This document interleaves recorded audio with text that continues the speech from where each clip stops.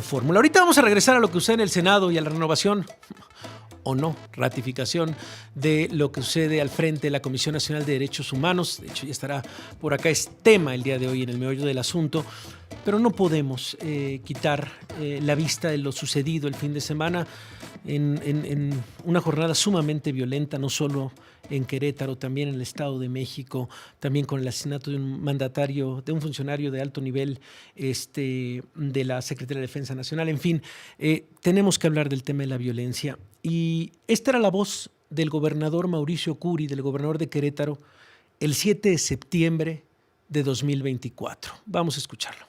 Es horrible vivir con miedo. Y en Querétaro, hasta el día de hoy, porque es un tema que se tiene que hacer día con día, seguimos siendo un estado de paz en una circunstancia nacional sumamente complicada. Yo creo que no hemos visto estos niveles de violencia desde la época de la Revolución. Decía el gobernador, seguimos siendo un estado de paz.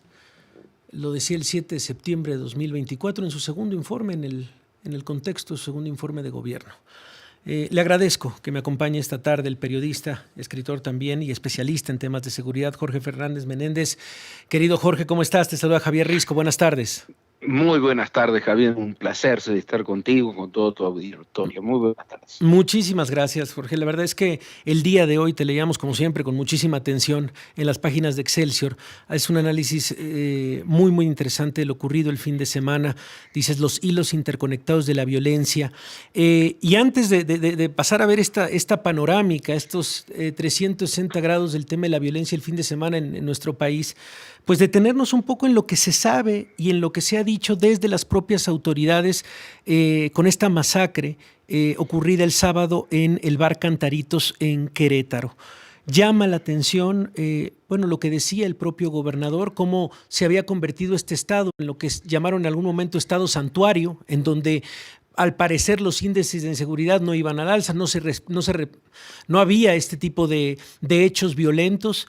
Y ahora cambia completamente la realidad. Parece que siempre va ligada la paz de un Estado con el control del crimen organizado en el Estado, o si se empiezan distintos grupos del crimen organizado a pelear por ese control. ¿Cómo leerlo de Querétaro, Jorge?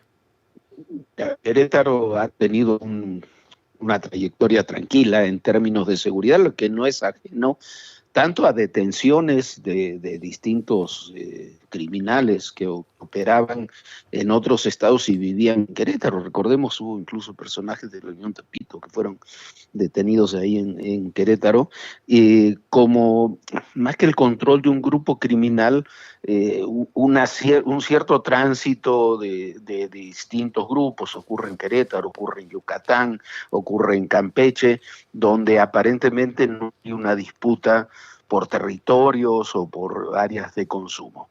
Pero eso no implica que no haya distintos criminales y que no puedan ocurrir hechos de violencia.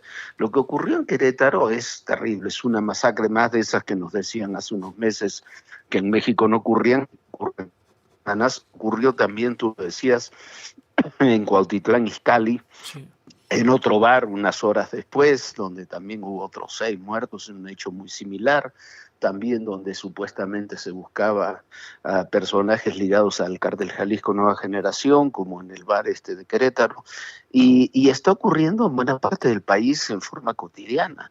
Entonces, me parece que no tiene mucho sentido ver lo que ocurre en un lugar en forma específica si no lo podemos poner en el contexto global de lo que está ocurriendo.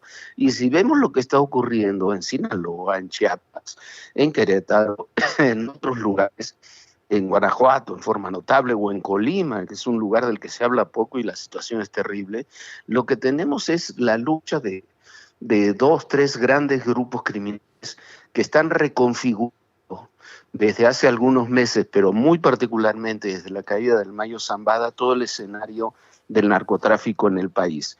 Y si vemos cómo se van interrelacionando esos eventos, no quiere decir que todos estén ligados inmediatamente, pero sí tienen relación con esa reconfiguración, esa lucha que en grandes términos se podría decir que es la de los grupos sucesores del Mayo Zambada con sus aliados, que son muchos en el país, contra los Chapitos y aparentemente los Chapitos en alianza con el Cártel Jalisco, que está creando una serie de filiales, vamos a llamarle así, en distintos estados de la República. Sí, y justamente aparece, o por lo menos desde la hipótesis que se ha dicho desde la conferencia matutina en voz del propio Omar García Harfuch, la propia presidenta diciendo iban por una persona. Se habla de estos grupos antagónicos, el Cártel Jalisco Nueva Generación y el Cártel de Santa Rosa de Lima. El Cártel Jalisco Nueva Generación, digamos, un cártel que escuchamos y que vemos repetido en las noticias de manera muy frecuente, pero ¿qué tan poderoso, por ejemplo, es el Cártel de Santa Rosa de Lima? ¿Qué se sabe de ese cártel, Jorge? Mira, el Cártel de Santa Rosa de Lima es un grupo criminal que tiene ya muchos años ahí trabajando, pero operan particularmente en Guanajuato, operan particularmente muchos temas relacionados con el huachicol, pero en realidad el Cártel de Santa Rosa de Lima es un cártel que se explica en su lucha con el Cártel Jalisco Nueva Generación por el control particularmente de Guanajuato, por el apoyo que tiene de los grupos de Sinaloa. Okay. Entonces, si cuando uno va desgranando los grupos criminales que aparecen, yo diría que son como dos grandes planetas con muchas lunas alrededor, ¿no? Con muchos satélites alrededor de ellos. El Cártel de Santa Rosa en ese sentido es un satélite que oscila, tiene particularidades propias y demás, pero oscila y gira en torno a los intereses del Cártel de Sinaloa. El Cártel Jalisco Nueva Generación ocurre lo mismo, hay muchas organizaciones criminales más pequeñas y que giran en torno al Cártel Jalisco, que a su vez tiene una característica muy particular. El Cártel Jalisco tiene un grupo central que está en torno al Mencho, pero después tiene como una serie de franquicias, de grupos criminales locales a los que le dan la franquicia a cambio de una comisión para que trabajen con ese nombre, ¿no? Entonces, eso es lo que está ocurriendo en Guanajuato, eso es lo que ocurre, se explica en el contexto de esa lucha entre los grupos de Cártel Jalisco, que no sabemos, porque eso es algo nuevo, si se han unido con los Chapitos, contra los grupos del Mayo Zambada con sus propios aliados. Bueno, pues vaya radiografía, Jorge, por supuesto que lo tienes claro, en un ambiente tan difícil, pero me parece que nos quedamos con lo que acabas de decir. No se puede hablar de estados ya, se habla de influencias por región, lo que ocurre alrededor de las carreteras del país, como una carretera cruza Querétaro, como una carretera cruza Celaya, Salamanca, León, cómo se borran las fronteras de los estados y en realidad son grandes territorios que se van disputando los diferentes grupos del crimen organizado. Muchísimas gracias, Jorge, por tu explicación. Javier, un apunte. A ver, dame un segundo, vamos a una pausa y regresamos contigo, Jorge. Sí, gracias. 5 minutos, Jorge, seguimos contigo para cerrar esta idea. Estábamos hablando de las regiones, de cómo funcionan también ya los grupos criminales, no solo por estados, olvidando un poco las fronteras, sino por las grandes extensiones, por las regiones, carreteras de este país. ¿Ibas a apuntar algo, Jorge? Sí, mira, cuando se habla hoy se habló mucho en la mañanera de la coordinación, yo estoy muy de acuerdo, tiene que haber una profunda coordinación, pero no podemos hablar solamente para combatir este fenómeno de la coordinación entre la Secretaría de Seguridad, la Defensa, la Marina. Tiene que haber una coordinación global, tenemos que tener un sistema de seguridad global que coordine todos los esfuerzos, incluyendo los gobiernos estatales, las policías estatales, las áreas de inteligencia, tanto federales como locales.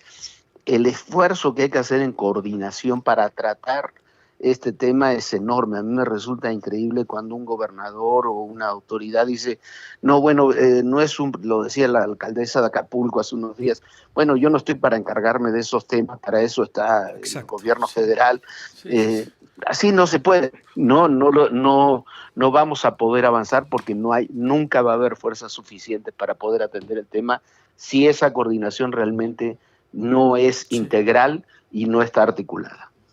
Bueno, pues ahí está, Jorge, de verdad, muchísimas gracias por tu apunte, como siempre, muy importante, y ahorita compartiremos tu columna el día de hoy de los hilos interconectados que tienen que ver justamente la violencia en este país. Gracias, Jorge, un abrazo. Muchísimas gracias, un abrazo a ti y a todo el auditorio. Es Gracias. Jorge Fernández Menéndez, escritor, periodista, especialista en temas de seguridad. Vamos a lo que sigue.